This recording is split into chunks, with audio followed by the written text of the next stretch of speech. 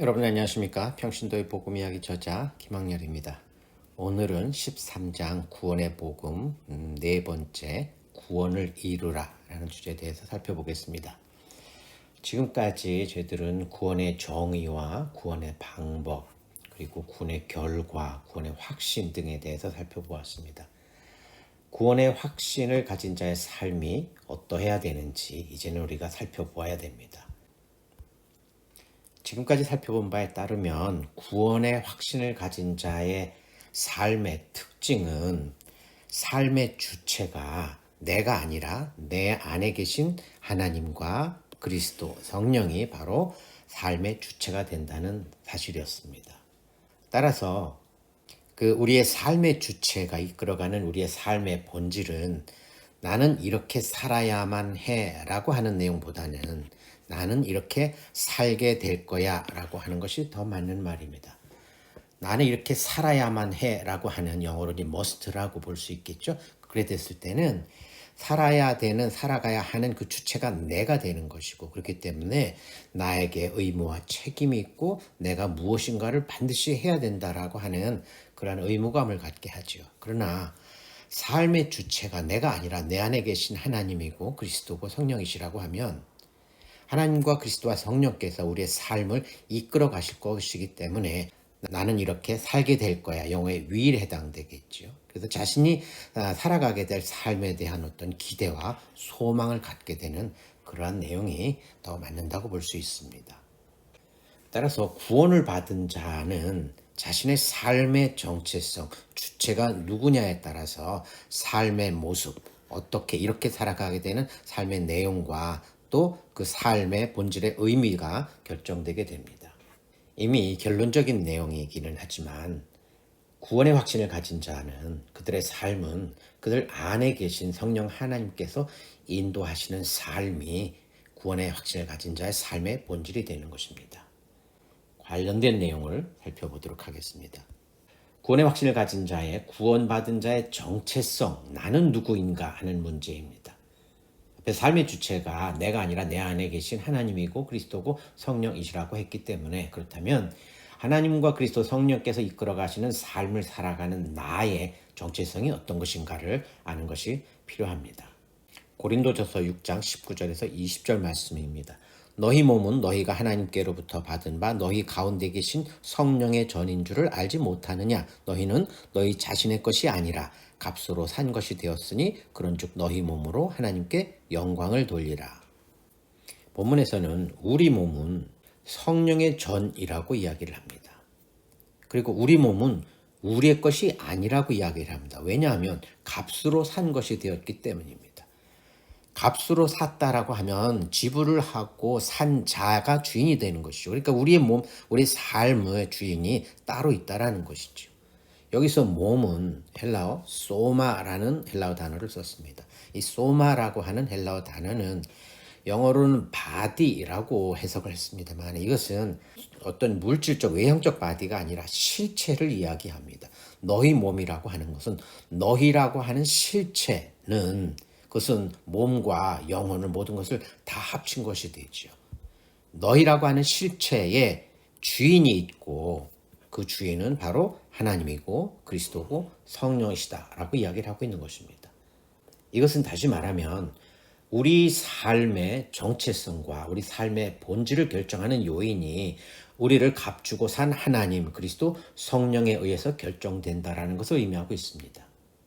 자, 그래서 우리 몸은 성령의 전이고 우리의 것이 아니고 값으로 산 것이 되었기 때문에 그렇다고 한다면 너희 몸으로 하나님께 영광을 돌리라 라고 본문에서 이야기를 하고 있습니다. 그런즉 너희 몸으로 영광을 돌리라. 세 부분으로 나눠서 살펴보겠습니다. 그런즉은 앞에서 설명한 내용을 전제로 하는 것이죠. 우리의 몸은 우리의 것이 아니라 성령의 전이라고 하는 것은 성령이 계시는 곳, 성령이 임하여 계시는 곳이라는 의미가 되지요. 성령의 전이기 때문에 그렇다고 한다면 너희 몸으로 영광을 돌리라고 하는 것입니다.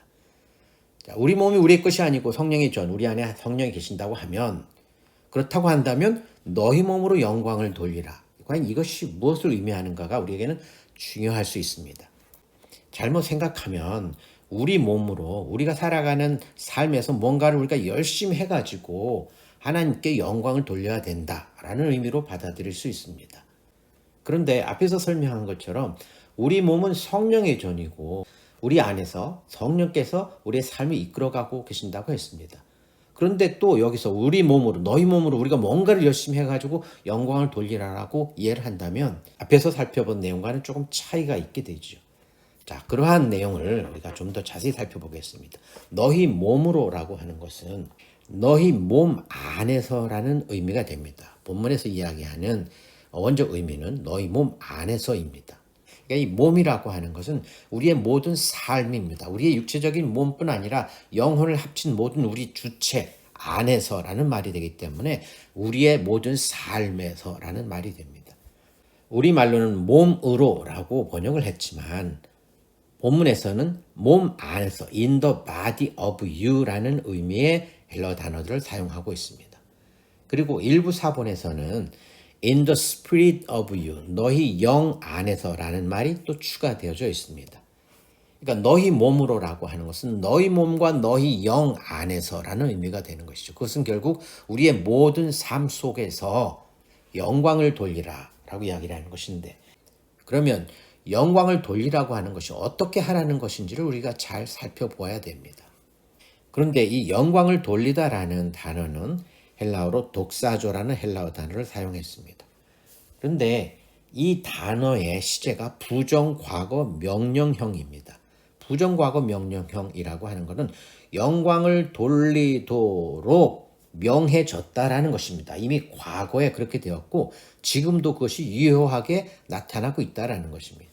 그런데 그 주체가 우리가 아니라 우리 안에 계신 하나님이고 그리스도가 성령이시기 때문에 하나님의 영광이 우리 안에 나타나고 있도록 이미 과거에 명해졌고 그 일이 지금도 지속적으로 나타나고 있다라는 것입니다. 근데 중요한 것은 주체는 하나님이고 성령이 되는 것입니다. 성령께서 우리 안에 계셔서 하나님의 영광을 나타내고 계신다는 것입니다. 하나님의 영광을 나타낸다는 것이 무엇을 의미하는 것일까요? 우리가 보통 영광이라고 하면 무한한 하나님의 권능이나 능력이 유한한 이 세상에 나타나는 것이라고 많이들 정의를 하고 있습니다. 그런데 무한한 하나님의 권능이라고 하는 것은 우리가 지금까지 살펴본 여호와 하나님이 어떠한 분이신지를 알고 그 하나님이 이 세상을 통해서 하시려고 하는 뜻이 무엇인지를 알고 그 뜻이 나타나는 것이 그것이 하나님의 권능이 되지요. 그렇기 때문에 영광이라고 하는 것은 하나님의 하나님 되심이 나타나는 것이라고 말할 수 있습니다.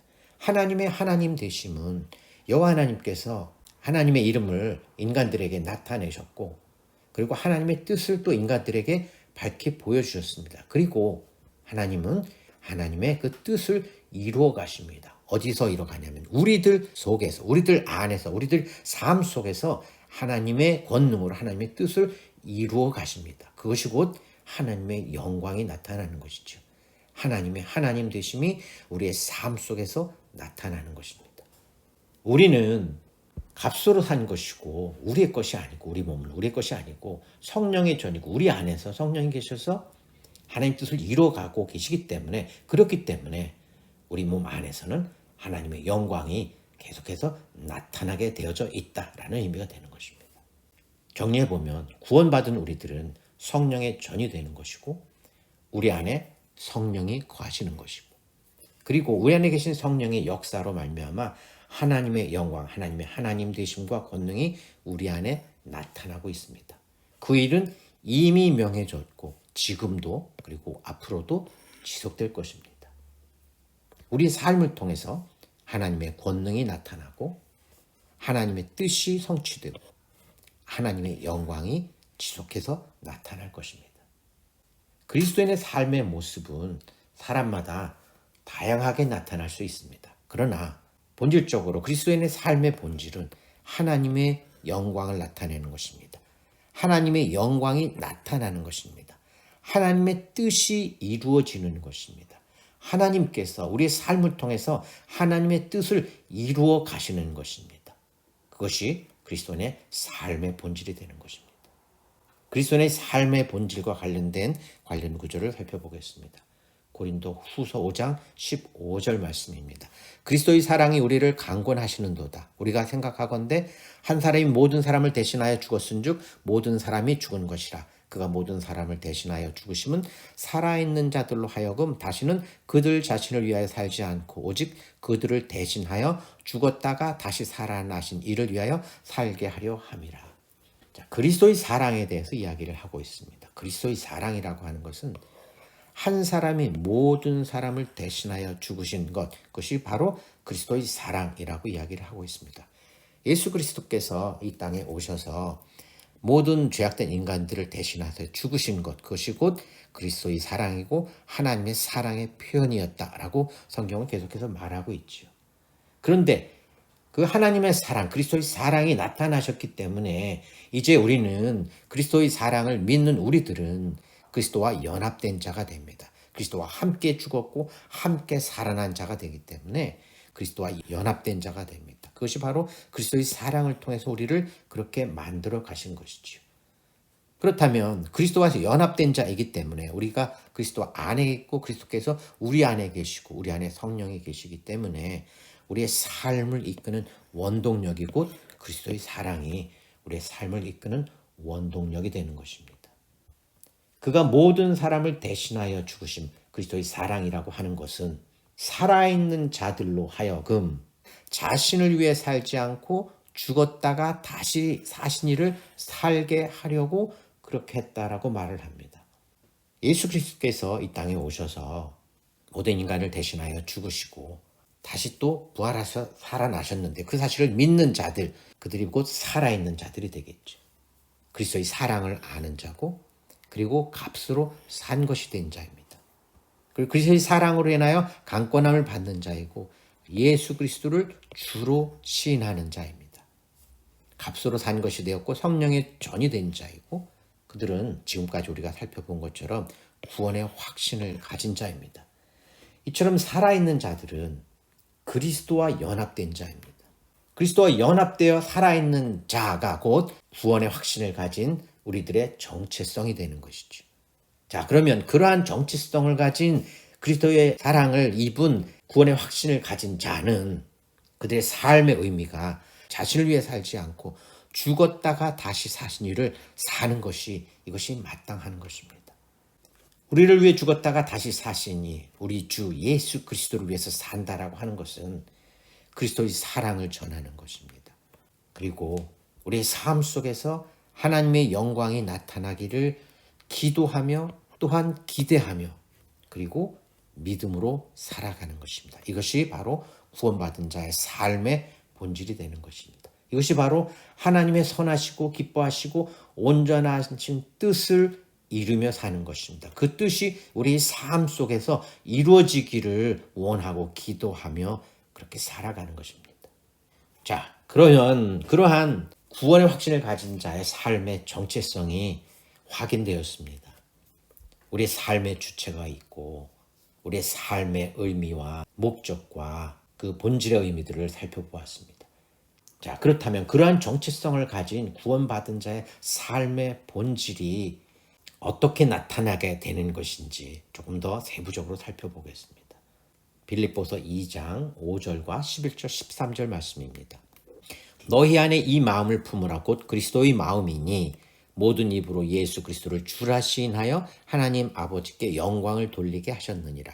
그러므로 나의 사랑하는 자들아 너희가 나 있을 때뿐 아니라 더욱 지금 나 없을 때도 항상 복종하여 두렵고 떨림으로 너희 구원을 이루라. 너희 안에서 행하시는 이는 하나님이시니 자기의 기쁘신 뜻을 위하여 너희에게 소원을 두고 행하게 하시나니. 자, 본문의 내용을 보면 5절부터 10절까지는 예수 그리스도에 관한 복음의 내용을 쭉 설명을 해 주었습니다. 그리고 나서 11절에 모든 입으로 예수 그리스도를 주라 시인하여 하나님 아버지께 영광을 돌리게 하셨느니라 라고 말하고 있습니다. 그렇기 때문에 그러므로 항상 복종하여 두렵고 떨림으로 너희 구원을 이루라 라고 이야기를 하고 있습니다. 그리고 그렇게 말하는 이유에 대해서 13절에서 말하고 있습니다. 너희 안에서 행하시는 이는 하나님이시기 때문에 자기의 기쁘신 뜻을 위해서 너희에게 소원을 두고 행하게 하신다라고 말하고 있습니다. 모든 입으로 예수 그리스도를 주라 시인하게 했기 때문에 하나님 아버지께서 영광을 받으시게 되는 것입니다. 자, 그렇기 때문에 그러므로 복종하여 두렵고 떨림으로 너희 구원을 이루라 라고 말을 하고 있습니다. 자, 너희 구원을 이루라 그러면 이 내용을 우리가 조금 세부적으로 살펴볼 필요가 있습니다. 자, 우선 이루라라고 하는 이 단어의 헬라어 단어는 카테르가조마이라고 하는 헬라어 단어를 씁니다. 이것은 카타라는 말과 에르가조마이라는 두 개의 단어가 합성된 형태입니다. 카타는 완성을 의미하고 에르가조마이는 일하다 혹은 성취하다라는 의미를 나타냅니다. 그래서 카타와 에르가조마이가 합쳐져서 카테르가조마이이기 때문에 어떤 일을 수행하는 것을 완성시킨다라는 의미가 되겠죠. 그래서 accomplish, 완성하다 혹은 완료하다라는 의미를 나타내고 있습니다. 자, 그런데 너희 구원을 이루라라고 하는 것은 예수 그리스도를 주라고 시인한 자들에게 이야기를 하고 있는 것입니다. 예수 그리스도를 주라고 시인한 자들은 지금까지 살펴본 말 따르면 그들은 예수 그리스도를 주로 시인하고 믿기 때문에 구원을 받은 자입니다. 이미 구원을 얻은 자입니다. 그런데 그들에게 구원을 이루라고 하는 것이 미완성의 구원을 완성된 상태로 만들어라 라고 이야기할 수는 없겠죠. 구원을 이룬다라고 하는 것이 아직 구원이 완성되지 않았기 때문에 그 구원을 완성시켜라라는 의미로 받아들인다고 하면 그것은 본문에서 이야기하는 내용에 논리적으로 맞지 않습니다. 실제로 그 내용을 살펴봐도 우리가 우리 스스로 우리의 구원을 완성시킬 수 있습니까? 그것은 가능하지 않습니다. 구원은 전적으로 하나님께서 택하신 자들에게 주시는 것입니다. 믿음을 통해서 주시는 것이기 때문에 우리가 우리 스스로 어떤 노력을 통해서 구원을 완성시킨다라고 하는 것도 성경에서 말하는 것과는 전혀 의미가 맞지 않지요.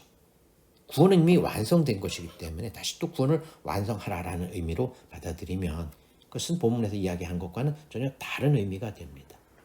따라서 구원을 이루라라고 하는 것은 예수 그리스도를 주라 시인한 자들, 즉 구원의 확신을 가진 자들이 그들의 가진 구원의 확신 위에서 흔들리지 않고 주의하고 또 조심해서 그리고 복음을 따라서 믿음을 따라서 살아가라라는 의미로 우리가 이해하는 것이 더 맞습니다. 왜냐하면 너희 안에서 행하시는 이는 하나님이시기 때문에 그렇습니다. 우리 안에서 행하시는 이는 하나님이시라고 하는 것은 우리가 값으로 산 것이 되었고 우리는 우리 것이 아니고 성령의 전이다라고 하는 내용과 연결되어져 있습니다. 너희 안에서 행하시는 이가 하나님이시다라고 하는 것은 우리의 삶의 주체가 하나님이다라는 것을 의미하는 것입니다. 그런데 우리 삶의 주체인 하나님께서 우리 안에서 행하시는 그 일이 자기의 기쁘신 뜻을 위해서 우리에게 소원을 두고 행하게 하신다라고 말합니다. 여기서 행하다라는 단어는 헬라어 에네르게오라는 단어를 씁니다. 에네르게오는 엔이라는 말과 에르곤이라는 두 개의 단어가 합쳐진 형태입니다. 이 에네르게오는 어떤 일의 결과가 나타나도록 시작해서 완성하는 모든 원동력을 제공한다라는 의미를 가지고 있습니다. 우리 안에서 어떤 일의 결과가 나타나도록 처음 시작해서 완성하는 모든 일을 제공하시는 분이 바로 하나님이시라는 의미가 됩니다. 자, 너희 안에서 행하시는 이는 하나님이시라는 내용에 대해서 조금 더 살펴보겠습니다. 그 행함의 주체는 하나님입니다. 그리고 우리 삶의 주체가 하나님이라는 의미가 되죠. 그리고 하나님께서 우리 안에서 행하시는 그 대상이 자기의 기쁘신 뜻이 있는데 그 기쁘신 뜻을 위해서 그 뜻에 따라서 우리가 소원을 갖게 하시고 그리고 또 행하게 하신다는 것입니다. 그렇다면 우리가 갖는 소원은 하나님의 뜻을 이루기 위한 것이죠. 왜냐하면 우리가 하나님의 기뻐하신 뜻을 따라서 소원을 갖기 때문에 그렇죠. 그런데 그 뜻을 따라서 소원을 가지고 그것을 행하는 자는 또한 우리입니다. 그런데 그 행하는 원동력을 제공하시는 분이 우리 안에 계신 하나님이 되는 것입니다. 그리고 이 일은 우리가 하나님의 뜻을 따라서 소원을 또 행하게 하는 그 모든 일을 하나님께서 우리 곧 구원의 확신을 가진 자 안에서 처음부터 끝까지 주관하시며 인도하시며 완성하셔서 그리고 마침내 하나님의 뜻이 이루어지게 하신다는 것입니다. 본문에서는 이것을 우리의 구원을 이루는 것이라고 말하고 있습니다.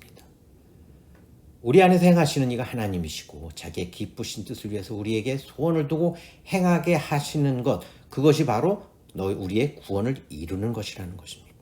그것은 우리 앞에서 살펴본 바처럼 그리스도인의 삶의 본질에 대해서 이야기를 하고 있는 것이고, 구원의 확신을 가진 그리스도인이 믿음을 따라서 하나님의 말씀을 따라서 살아가고 있는 삶의 본질 그 자체가 곧 우리의 구원을 이루는 것이라고 말하고 있는 것입니다. 구원의 확신 위에서 살아가는 것, 그러한 삶으로 나타나게 되는 것, 그것이 바로 구원을 이루는 것이고 구원을 완성하는 것이고 구원을 완료하는 것입니다. 구원을 받았다고 하고 구원의 확신을 가졌다고 이야기하지만 실제로 그 구원의 확신에 따른 삶이 나타나지 않으면 그 사람의 구원의 확신은 잘못된 것이고 헛되게 된 것일 수 있기 때문에 그렇습니다. 구원을 받았고 구원의 확신을 가진 자가 그 구원의 확신 위에서 살아가는 삶으로 나타나는 것, 그것이 바로 구원을 이루는 것입니다. 그런데 그 구원을 이루는 것의 본질은 하나님의 기쁘신 뜻을 따라서 우리가 소원을 가지고 우리의 그 소원을 따라서 살아가는 우리의 삶의 모든 것, 그것이 바로 우리의 구원을 이루는 것입니다. 자, 그러면 구원을 이루라고 했고 구원을 이루는 것이 무엇인지 확인했다면 이제는 구원을 이루는 삶에 어떤 것들이 나타나게 되는 것이 어떤 것들이 포함되게 되는지 살펴보도록 하겠습니다.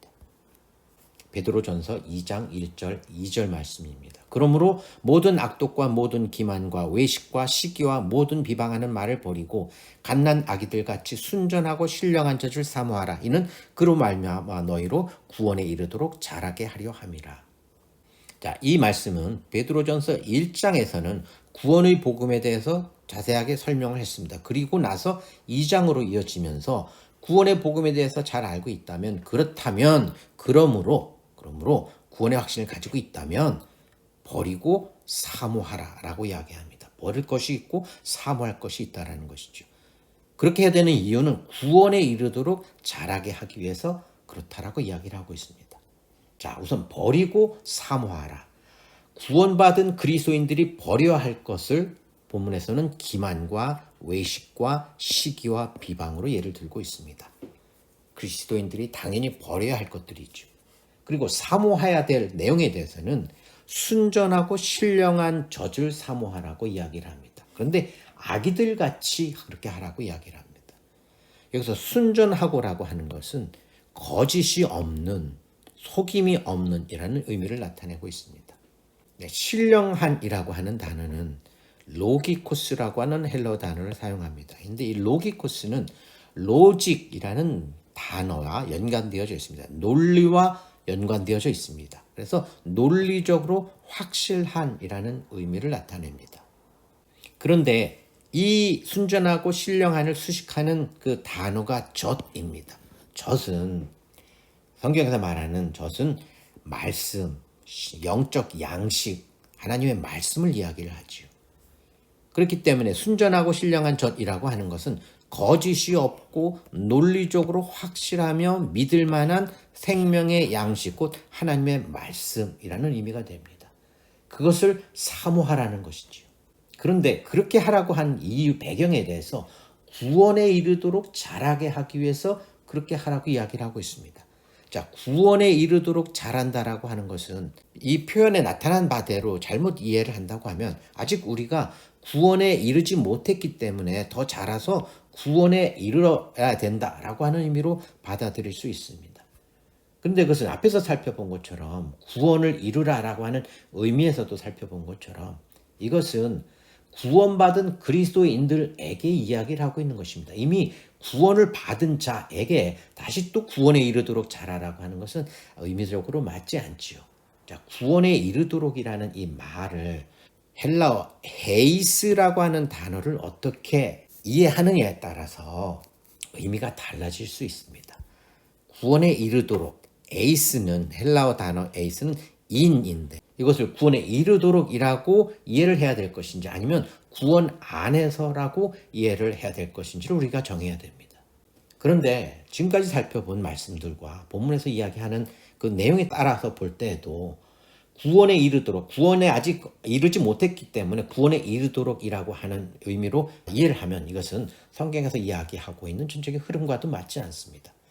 따라서 구원 안에서라고 이해하는 것이 성경에서 말하려고 하는 본질에 더 맞습니다. 이 내용은 갓난 아기들 같이 갓난 아기들을 예를 들어서 이야기하고 있습니다. 갓난 아기들은 이미 생명을 가진 생명체입니다. 그런데 그들이 어머니의 젖을 사모하는 것은 자신이 그 어머니의 젖을 먹어야지만 먹고 살고 영양가를 얻을 수 있기 때문에 간절한 마음으로 어머니에게 젖을 달라고 울기도 하고 그렇게 사모하는 그러한 갓난 아기를 예로 들어서 말씀하고 있습니다. 이미 구원을 받은 자들은 하나님께서 주신 생명을 가진 자들입니다. 따라서 그들이 받은 생명 안에서 그들이 얻은 구원 안에서 그들에게 있어서 필요한 순전하고 신령한 하나님의 말씀이 필요하다는 것입니다. 이미 생명을 가지고 있지만 양식을 지속적으로 공급받아야 된다는 것입니다. 그래야지만 갓난아기들이 무럭무럭 자라나고서 성인이 되고 더 든든한 모습이 되는 것처럼 우리가 이미 구원을 받은 자 안에서도 삶의 모습이 점차적으로 성숙해져서 그리스도인으로서 더욱더 성숙한 모습을 내고 그리스도의 향기를 나타내는 그러한 삶으로 나아갈 수 있기 때문에 그래서 우리가 구원 안에서 구원받은 자 안에서 순전하고 신령한 하나님의 말씀을 가까이 하고 그 말씀을 의미들을 잘 깨닫기 위해서 노력하는 것이 필요하다는 의미로 받아들이는 것이 본문에 더 정확하다고 볼 수 있습니다. 구원을 이루는 삶에 있어서 필요한 것은 하나님의 말씀입니다. 우리들의 영적 양식, 우리를 자라게 하는 영적 양식이 우리에게 필요하다는 것입니다. 관련 구절을 하나 더 보겠습니다. 디모데후서 3장 15절에서 17절 말씀입니다. 또 내가 어려서부터 성경을 알았나니 성경은 능히 너로 하여금 그리스도 예수 안에 있는 믿음으로 말미암아 구원에 이르는 지혜가 있게 하느니라. 모든 성경은 하나님의 감동으로 된 것으로 교훈과 책망과 바르게 함과 의로 교육하기에 유익하니 이는 하나님의 사람으로 온전케 하며 모든 선한 일을 행하기에 온전케 하려 함이니라. 자, 여기 본문에서도 성경에 대해서 이야기를 하고 있습니다. 성경은 그리스도 예수 안에 있는 믿음을 따라서 구원에 이르는 지혜가 있게 하느니라 합니다. 믿음을 가지고 구원받은 자들에게 있어서는 구원 안에서의 하나님의 지혜, 하나님의 말씀들을 우리가 얻게 됩니다. 그러나 아직 믿음을 갖지 못한 자들에게 있어서는 성경에서 하나님의 지혜를 얻게 되고 하나님의 말씀을 알게 되고 그것을 통해서 구원에 이르게 할 수도 있습니다. 그러한 의미에서 본다고 하면 이것은 구원에 이르는 지혜라는 것이 구원을 받지 못한 자들에게 구원을 얻을 수 있는 믿음을 갖게 하는 그러한 지혜를 얻게 해준다라고 그러한 의미로 받아들일 수 있습니다. 그러나 구원받은 자들에게 있어서 구원에 이른다라고 하는 것은 구원 안에서라는 의미로 받아들이는 것이 더 정확합니다. 16절에 보면 모든 성경은 하나님의 감동으로 된 것이다.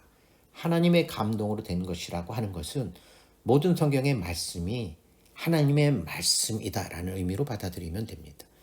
교훈과 책망과 바르게 함과 의를 배우게 된다는 것입니다. 하나님의 사람으로, 하나님의 사람이라고 하는 것은 이미 구원을 받은 자이지요. 예수 그리스도를 믿는 믿음을 따라서 구원을 받은 자들이 이제 그들이 받은 구원 안에서 선한 일을 행하기에 온전케 한다라고 이야기를 합니다. 따라서 본문에서 말하는 구원에 이른다라고 하는 것도 구원을 받지 못한 자가 구원에 이르도록 구원을 얻기에 필요한 것을 이야기하기보다 하나님의 사람과 구원을 받은 자들이 그 구원 안에서 영적으로 더욱 성장하고 또 더욱더 온전해지기 위해서 필요한 교훈과 책망과 바르게 함, 의로 교육함을 받게 된다라는 것이지.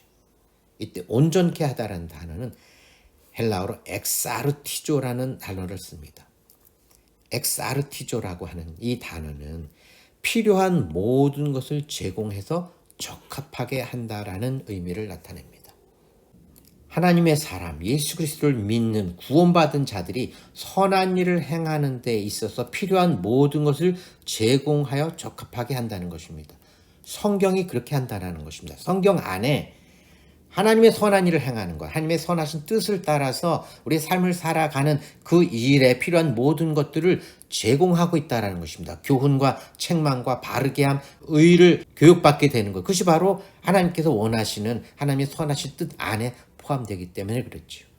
성경은 구원받은 자들이 하나님의 선한 일을 하기에 부족함이 없도록 모든 것을 공급해 준다는 것입니다. 필요한 모든 영적 양식을 제공한다라는 것입니다. 그렇기 때문에 우리는 구원의 확신의 자들은 하나님 말씀 성경을 늘 가까이 하면서 그 말씀을 묵상하며 그 안에서 하나님의 뜻과 하나님의 지혜와 교훈과 책망을 얻도록 노력해야 되는 것입니다. 자, 다음 구원을 이루는 삶, 구원의 확신을 가진 자의 삶에 포함되는 것 두 번째는 기도에 대한 내용입니다. 마태복음 6장 31절에서 33절 말씀입니다. 그러므로 염려하여 이르기를 무엇을 먹을까 무엇을 마실까 무엇을 입을까 하지 말라. 이는 다 이방인들이 구하는 것이라. 너희 하늘 아버지께서 이 모든 것이 너희에게 있어야 할 줄을 아시느니라. 그런즉 너희는 먼저 그의 나라와 그의 의를 구하라. 그리하면 이 모든 것을 너희에게 더하시리라. 이 말씀은 우리가 여러 번 살펴보고 있는 말씀이지요. 자, 구원받은 성도들은 하나님께서 그들 안에 성령으로 함께 계십니다. 그리고 하나님의 뜻을 따라서 소원을 갖게 합니다. 그리고 그 소원을 따라서 행하도록 이루어가고 계십니다. 따라서 구원받은 자가 마음속에 갖게 되는 소원이 있습니다. 소원은 열망과 바람이 되겠죠. 그리고 구원받은 자들은 자신들이 갖는 그 마음속에 가진 열망과 바람, 소원, 그것이 그들의 기도의 제목이 되는 것이고 삶의 의미와 목적이 되는 것입니다. 기도하다라고 하는 헬라어 단어 프로스 유코마이는 서로의 바람을 교환하는 의미가 있다라고 살펴본 적이 있습니다. 따라서 구원받은 성도들이 바라는 기도는 하나님의 기뻐하신 뜻이 그들의 기뻐하는 뜻이 되어서 그것을 위해서 하나님께 기도하는 것이라고 원하는 것이라고 했습니다. 근데 이방인이 구하는 것은 이방인이 염려하고 구하는 것은 먹고 마시고 입고 하는 내용들이죠. 세상적이고 정욕적이고 물질적인 것입니다. 그런데 이방인이 아니고 너희가 구해야 될 것, 우리가 구해야 되는 것은 하나님의 나라와 의에 대해서 이야기를 하고 있습니다. 이방인이 구할 때 염려하며 구한다고 했는데 염려하다라는 헬라어 단어는 메림나오라는 헬라어 단어를 사용했습니다. 이것은 메리조라는 단어로부터 왔는데요. 이 메리조라는 단어는 디바이드, 나뉘어지다 의미입니다. 나뉘어지는 것, 그것으로부터 파생된 메림나오가 염려하다라는 뜻을 나타냅니다. 그런데 이 염려하다라고 하는 것은 파트로 나뉘어졌습니다. 양쪽으로 분리되어져 있습니다. 마음이 분리되어져 있는 것이죠. 집중해야 할 것에 집중하지 못하기 때문에 마음이 나뉘고 다른 것에 걱정하고 염려하게 되고 생각을 갖게 되기 때문에 그들이 구해야 될 것이 하나님이 아니라 자신들의 원하는 세상적이고 정욕적이고 물질 것들의 마음을 빼앗겨서 그것들을 구하게 된다는 것입니다. 그런데 우리는 구원받은 우리들은 집중해야 할 것에 집중해야 합니다. 우리 마음속에 갖게 되는 소원, 우리의 기도의 제목과 우리의 삶의 의미와 목적을 어디에 둘 것인지, 무엇에 집중해야 할 것인지를 우리가 정해야 되는 것입니다. 세상적이고 정욕적이고 물질적인 그런 것들에 집중해야 될 것인지, 아니면 하나님의 나라와 하나님의 의에 집중해야 할 것인지 우리가 정해야 합니다. 따라서 그리스도인들이, 구원의 확신을 가진 그리스도인들이 드리는 올바른 기도는 그들의 마음의 생각과 기도의 제목과 삶의 의미와 목적을 하나님의 나라와 의를 구하는 것에 집중시켜야 된다는 것입니다. 그것이 하나님의 선하신 뜻에 맞기 때문입니다. 그것이 우리 안에서 하나님께서 선한 일을 행하게 하시는 일이기 때문에 그렇습니다. 구원받은 그리스도인들이 기도를 드리는 것은 그들의 삶의 의미와 목적을 정하는 것입니다. 그들의 삶에서 집중해야 될 것이 무엇인지를 정하는 것입니다.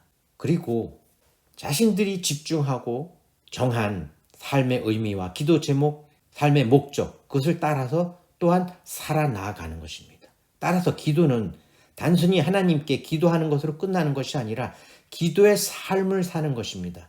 마음속에 갖는 소원이 있고 그것을 위해서 기도하고 삶의 의미와 목적을 정했으면 그것을 따라서 살아나가는 것이 그리스도인의 삶의 본질이기 때문에 우리는 단지 기도를 드리는 것이 아니라 기도를 드리며 살아나가는 삶, 기도의 삶을 드리는 것이 되는 것입니다.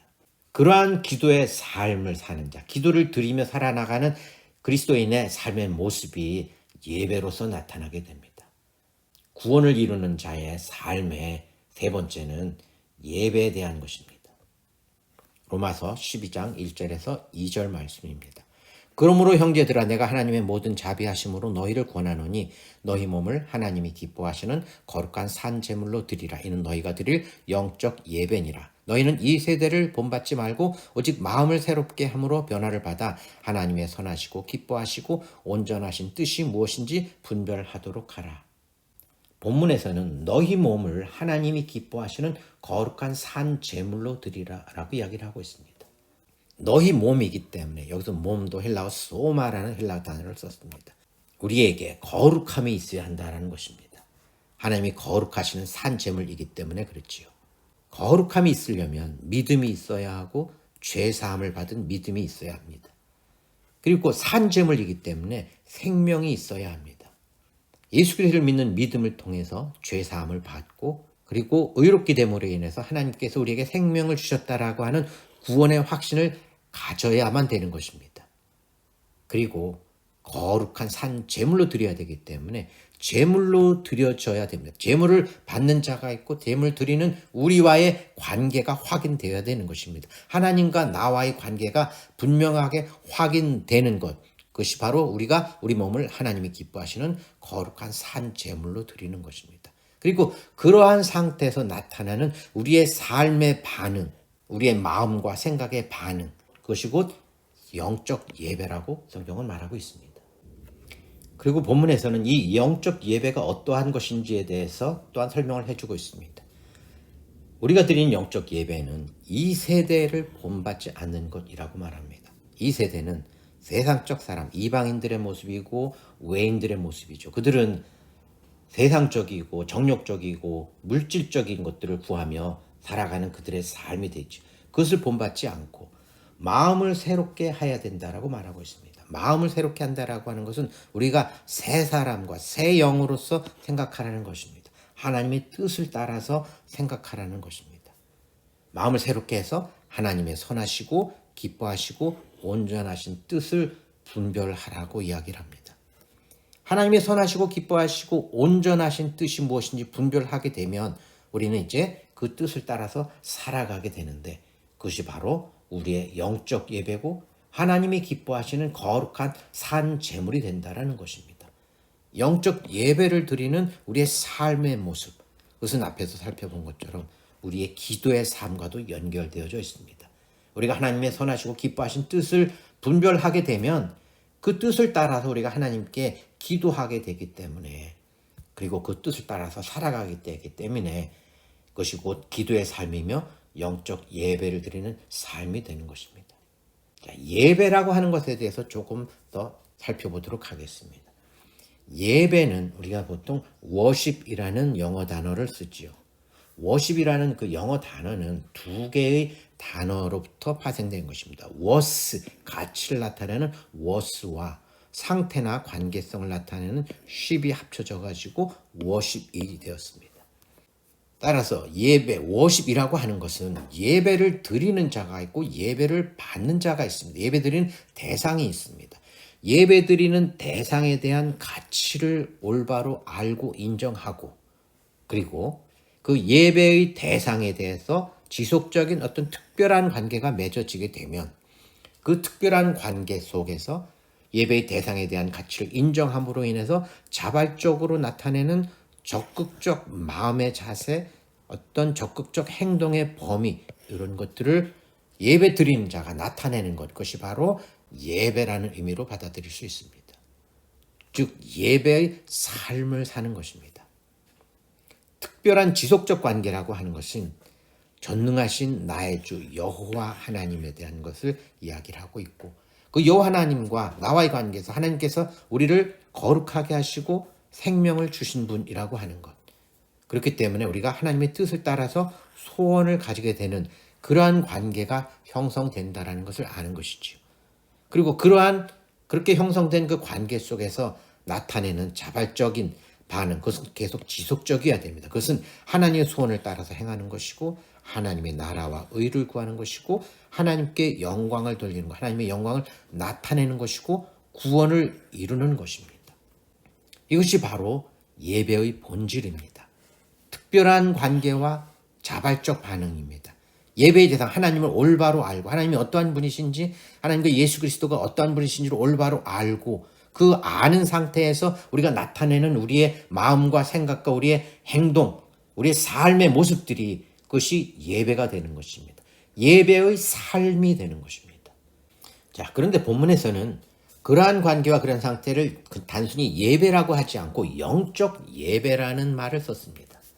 자, 영적 예배 그러면 우리가 어떤 신령스러운 예배를 드리는 데 있어서 뭔가 분위기도 거룩하고 엄숙하고 그러한 상태를 나타낸다고 받아들이기 쉽지만 그러나 이 영적이라는 단어의 의미를 우리가 살펴보면 그러한 의미와는 다르다는 것을 알게 됩니다. 여기서 영적 예배에서 영적이라는 단어는 로기코스라고 하는 헬라어 단어를 사용합니다.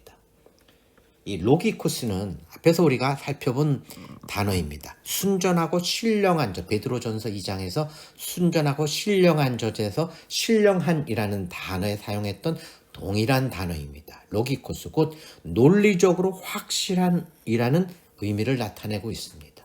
논리적으로 확실한 예배라는 것입니다. 이 영적 예배를 우리말로는 단순히 영적 예배라는 말로 번역을 하였지만 이 영적 예배의 영어 버전을 보면 reasonable service of worship이라고 합니다. reasonable이라고 하는 것이 논리적으로 확실한, 논리적으로 타당한 그런 뜻을 나타내고 있지요. 그리고 NIV 버전에서는 true and proper worship이라고 했습니다. 진실되고 적당하다라고 하는 것은 논리적으로도 확실하고 논리적으로 맞는 그런 의미를 포함하고 있지요. NASB라고 하는 성경에서는 spiritual service라는 말로 또 해석을 했습니다. 자, 그러나 헬라어 본문에서 이야기하는 로기코스에 해당되는 의미를 찾는다면 단순히 spiritual이라고 하는 것과는 다릅니다. spiritual이라고 하는 것은 spirit은 헬라어로 푸뉴마라는 단어를 씁니다. 그 spiritual이라고 하는 것은 헬라어로 푸뉴마티코스라고 하는 단어가 됩니다. 그런데 본문에서는 푸뉴마티코스가 아니라 로기코스라고 하는 단어를 썼습니다. 그렇기 때문에 푸뉴마티코스와는 다른 의미라고 하는 것을 성경에서는 이야기해주고 있는 것이죠. 논리적으로 확실하다라고 하는 것은 성경에 근거한 성경적 예배를 이야기를 합니다. truthful worship입니다. 진리에 근거한 예배라고 하는 것입니다. 물론 진리에 근거하고 성경에 근거한 그것도 성령을 통해서 우리에게 나타내지기 때문에 spiritual worship, 푸니마티코스라고 하는 그러한 의미도 또한 포함되어져 있습니다. 그러나 분명하게 로기코스라고 하는 헬라어 단어를 사용하고 있기 때문에 본문에서 말하는 영적 예배라고 하는 것은 성경에 근거한 성경적 예배, 다시 말하면 하나님의 말씀과 복음의 약속 위에서 여호와 하나님과 예수 그리스도를 올바로 알고 성경에서 이야기하는 그 올바른 복음을 알기 때문에 올바로 믿게 되고 그리고 영적 생명을 가진 자, 믿음에 따라 의롭게 됨으로 인해서 영적 생명을 가진 자, 구원의 확신을 가진 자가 성경에 나타난 하나님의 뜻을 올바로 깨닫게 되고 그리고 그 하나님의 뜻을 따라서 기도하며 자기의 기도의 내용, 자기가 소원하고 있는 그 내용에 따라서 일상적으로 지속적으로 나타내는 신앙의 삶, 그것이 바로 영적 예배가 되는 것입니다. 영적 예배의 삶을 사는 것입니다. 자, 그러면 성경에서 말하는, 본문에서 말하는 영적 예배와 우리가 교회에 나가서 함께 드리는 공적 예배는 어떻게 다를까요? 우리가 교회에 나가서 함께 드리는 공적 예배 안에는 하나님의 말씀이 들어있고 또한 기도가 들어있고 또한 찬양이 들어있습니다. 그렇기 때문에 우리가 드리는, 교회 드리는 그 공적 예배는 영적 예배의 삶에 있어서 중요한 부분을 차지하고 있습니다. 그러나 우리가 교회 나가서 예배 드리는 것만으로 우리가 영적 예배를 다 드렸다라고 생각할 수는 없습니다. 영적 예배는 우리의 모든 삶 속에서 나타나는 것이 영적 예배입니다. 우리의 모든 삶 속에서, 우리의 모든 생각 속에서 하나님의 나라와 하나님의 의를 구하는 거기에 초점 맞춰져서 우리가 생각하고 기도하고 또한 그러한 삶을 살아나가는 것이 우리의 영적 예배이기 때문에 교회 나가서 드리는 예배는 우리의 영적 예배의 일부분이 되는 것입니다. 물론 중요한 일부분이 됩니다. 그렇기 때문에 교회 예배도 우리가 소홀히 하면 안 되겠습니다. 그러나 교회에 나가 예배 드리는 것으로 나는 하나님을 예배하는 것을 잘하고 있고 다 올바로 하고 있다라고 생각하면 그것은 큰 차이를 나타내게 됩니다. 우리는 예배의 삶을 살아야 됩니다. 교회에서 드리는 예배는 워십 서비스라고 표현을 합니다. 영어로 말할 때 교회에서 드리는 예배는 워십 서비스라는 표현을 씁니다. 워십을 하는 일부분의 서비스라고 하는 것입니다. 워십 자체가 아니라 워십에 나타내는 일부분의 서비스라는 것입니다. 따라서 우리는 교회에서 드리는 예배도 열심으로 예배 참여하지만 무엇보다도 중요한 것은 우리의 일상의 삶 속에서, 일상의 생각 속에서 하나님의 뜻을 생각하고 하나님의 말씀을 생각하고 그리고 우리 안에서 하나님의 뜻이 온전히 이루어지도록, 선한 일이 온전히 이루어지도록 기도하며 또한 기도를 따라서 삶을 살아나가는 우리의 삶 전체가 우리의 영적 예배가 된다는 것을 잘 기억해야 됩니다. 다음 구원을 이루는 삶의 내용 네 번째는 고난에 관한 것입니다. 로마서 8장 16절 18절 말씀입니다. 성령이 친히 우리의 영과 더불어 우리가 하나님의 자녀인 것을 증언하시나니 자녀이면 또한 상속자 곧 하나님의 상속자요 그리스도와 함께한 상속자니 우리가 그와 함께 영광을 받기 위하여 고난도 함께 받아야 할 것이니라. 생각하건대 현재의 고난은 장차 우리에게 나타날 영광과 비교할 수 없도다. 자, 구원의 확신을 가진 자는 이제 하나님의 자녀입니다. 본문에서는 성령이 친히 우리의 영과 더불어 우리가 하나님의 자녀인 것을 증언한다라고 이야기를 하고 있습니다. 그리고 구원의 확신을 가진 하나님의 자녀는 하나님의 상속자입니다. 그리고 그리스도와 함께한 상속자입니다. 그리스도와 함께한 상속자이기 때문에 함께 영광을 받게 되고 함께 고난도 받게 된다라고 이야기를 하고 있습니다.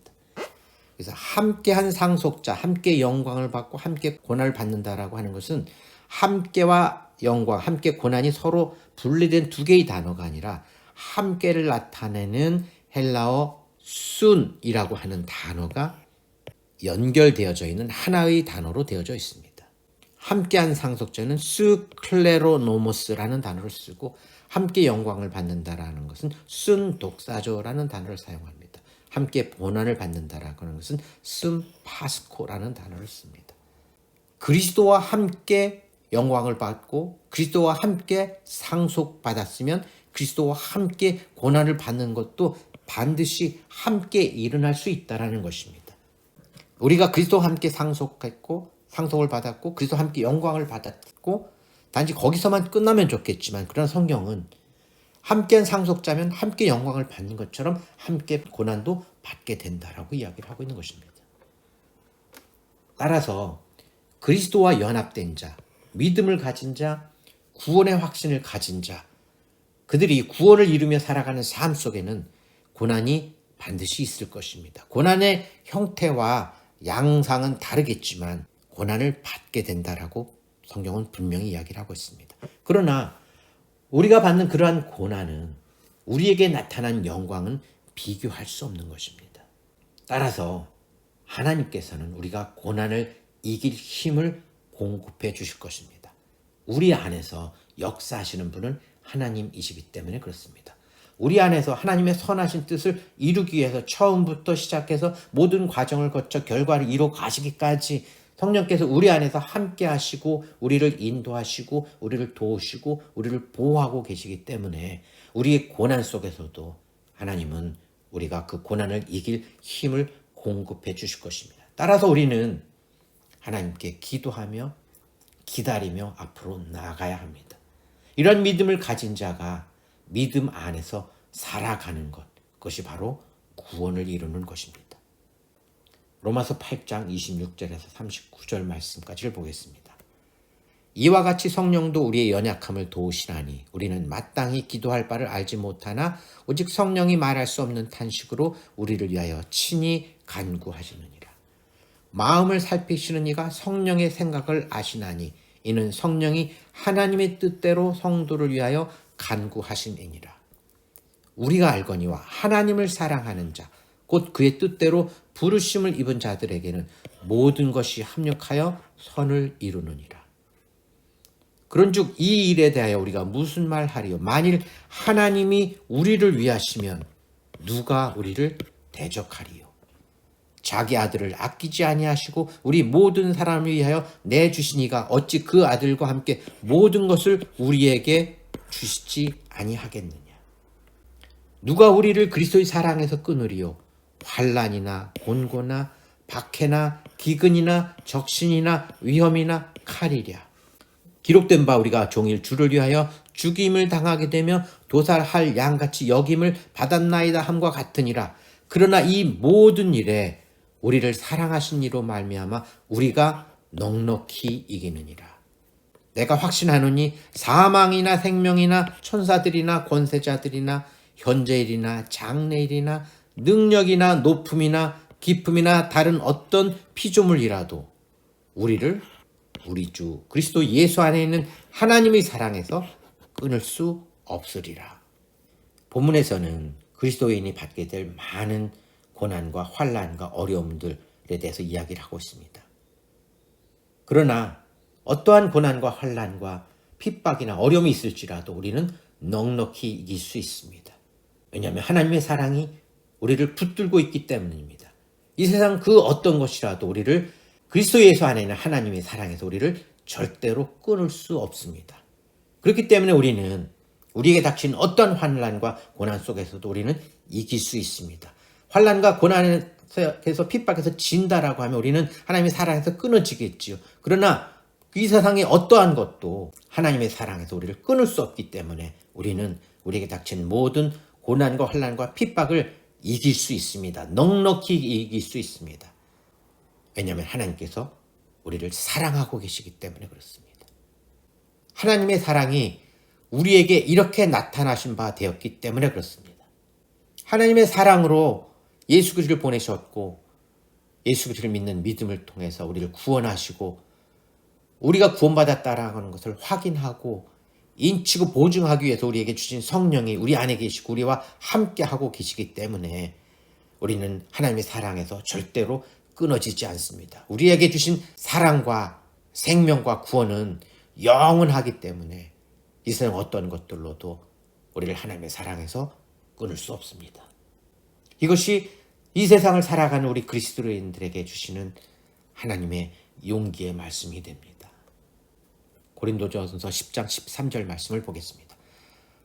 사람이 감당할 시험 밖에는 너희가 당한 것이 없나니 오직 하나님은 미쁘사 너희가 감당하지 못할 시험 당함을 허락하지 아니하시고 시험 당할 즈음에 또한 피할 길을 내사 너희로 능히 감당하게 하시느니라. 우리에게 닥친 어떤 고난도 우리는 감당할 수 있습니다.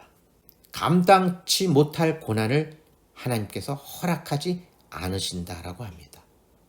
그리고 시험을 당할 때 피할 길을 내주신다라고 이야기를 합니다. 그런데 이 피할 길이라고 하는 것은 우리에게 시험이 올 때 그 시험이 오지 않도록 시험을 막아준다는 말이 아닙니다. 이 피할 길은 엑바시스라고 하는 헬라어 단어를 썼습니다. 엑바시스는 에크라고 하는 말과 바이노라고 하는 단어가 합쳐진 것입니다. 에크는 뭐뭇으로부터 바깥으로라는 말이고 바이노는 걷는다는 말입니다. 걸어 나간다는 것이죠. 우리에게 시험이 왔을 때 시험이 오지 않도록 시험을 막아주는 것이 아니라 우리에게 시험이 왔을 때 그 피할 길, 시험을 이기고 성공적으로 대처할 수 있는 길을, 방법을 우리에게 열어주신다는 것입니다. 믿음을 가지고 우리에게 닥친 시험을 이기고 그것을 성공적으로 대처해 나갈 수 있도록 우리에게 힘을 주시고 우리에게 지혜를 주시고 우리에게 말씀을 주시고 그것을 따라서 기도할 수 있는 마음을 우리에게 공급해 주신다는 것입니다. 그러므로 우리는 구원의 확신을 가지고 용기를 가지고 하나님께 기도하며 담대하게 믿음을 가지고 세상을 향해 나아갈 수 있습니다. 그것이 곧 구원을 이루는 것입니다. 예수님께서 말씀하셨습니다. 볼지어다 내가 세상 끝날까지 너희와 항상 함께 있으리라 라고 말씀하셨습니다. 여호와 하나님은 신실하신 하나님입니다. 약속을 지키시는 하나님입니다. 우리들에게 성경을 통해서 하나님의 말씀을 주시고 하나님의 약속을 주셨습니다. 하나님의 선하신 뜻이 어떠한 것인지를 알게 하셨고 그 선하신 뜻을 우리의 삶 속에서 이루어 가시겠다고 말씀하셨습니다. 그렇기 때문에 말씀하신 대로 지키시고 반드시 말씀하신 것을 이루실 것입니다.